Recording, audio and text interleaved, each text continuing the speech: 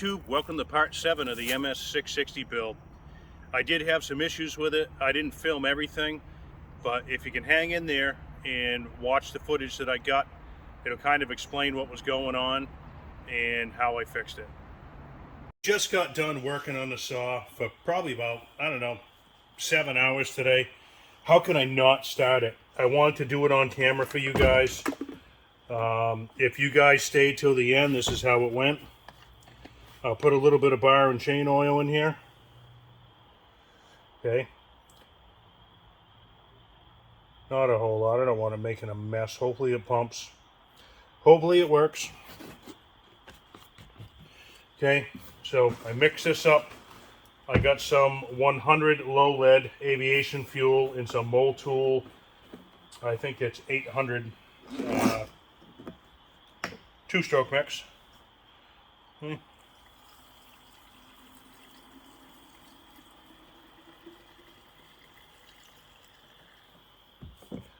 All right. So hopefully this thing runs good. I got it set at a turnout high and low. Actually, the high is a turn and a quarter. Okay. So give me a second, and I'm going to bring it over to where I'm going to run it. All right, first start. Here we go. It's going to take 6, 7, 8 pulls, probably. There's no fuel. Carb's been cleaned. See what we got.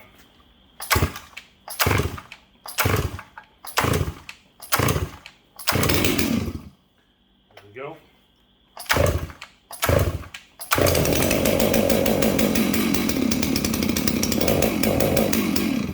Whoop. What's going on there?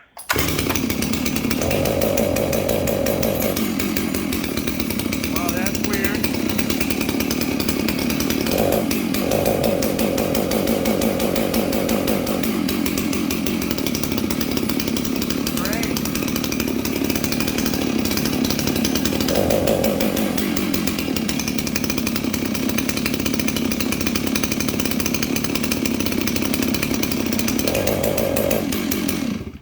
I can tell you one thing, I put some shrink wrap over the wires. They went down to the coil. That's really weird.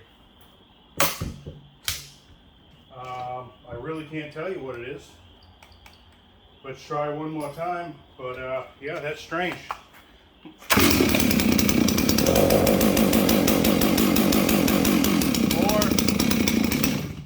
you know what, let's try adjusting the carb. Maybe it's just way too much. See what we got. That's a possibility.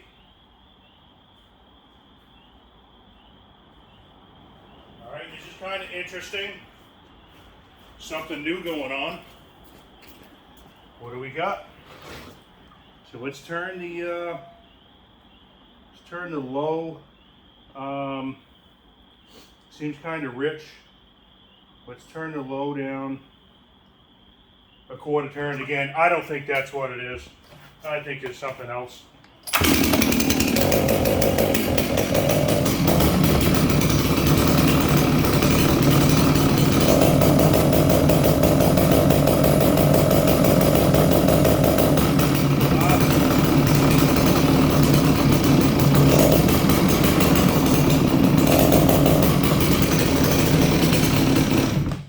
Okay.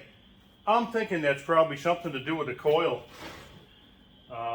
I did adjust it just with a business card, but well, that's really strange.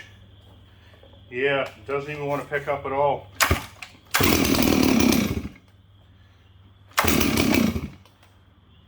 Well, let's try a lot more fuel, okay?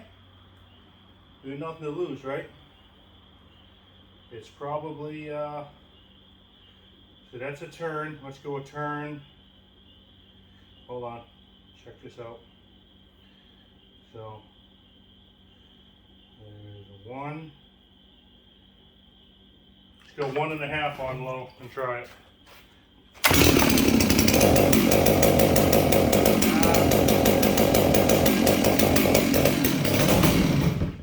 That seems more like ignition. So let's see. I still think it's in the ignition.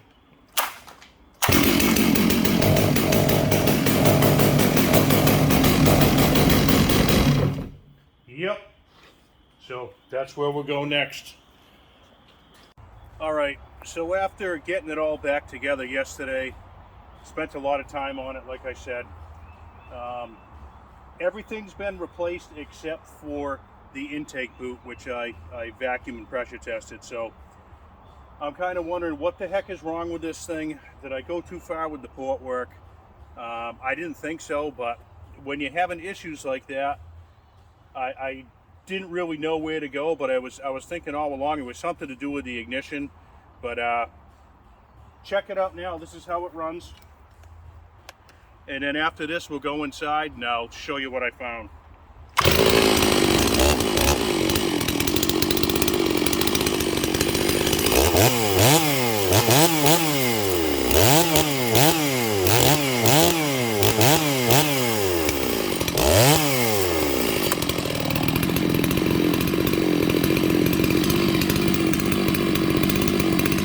Yeah, she runs good now.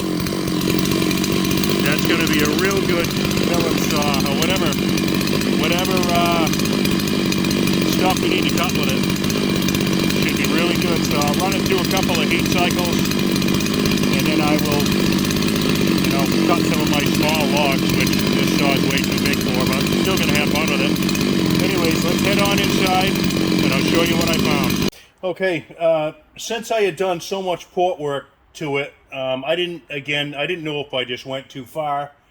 If you look down through the intake, you can see just the bottom of the top ring, which my other saw looks like that too. So I'm just wondering what could possibly, what could it be? So I took the carburetor apart again and played with the meter and lever, more fuel, less fuel, back and forth.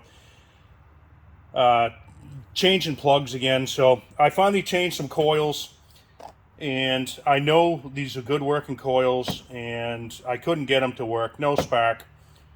I'd throw the original coil back on, it would work, and it would run the same thing. So I never got to test it with another coil. So I'm like, what could it possibly be?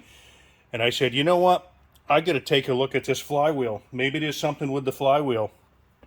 And I looked in a manual that I have, and it actually says if you see the bluing on the fields, to replace the flywheel. So anyways, I happen to have my saw over here, and that's what I did. I took the flywheel off of this one and put it on there, and it ran fine. It works with the new coil. So I'm going to have to replace that stuff. But as you can see, that's worn in there a little bit.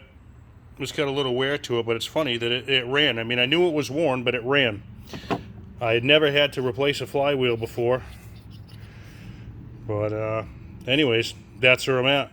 So runs good now, and again, I have plenty of options for the muffler. If I want that gutted muffler on there, or I want to put a dual port or a side port, or I want to do a muffler cover or something like that, it should be good to go. And I'm thinking that saw should have plenty of power. I think it's going to be run with a 32-inch bar, and probably just run the regular 7-pin sprocket on it, and it should have tons of power. So anyways, once I get it broken in, I'll do some cuts with it. Thanks for hanging in there. I learned something. I hope you guys got something from this video. And as always, guys, I appreciate you watching, and hope everybody's doing well. Thanks a lot.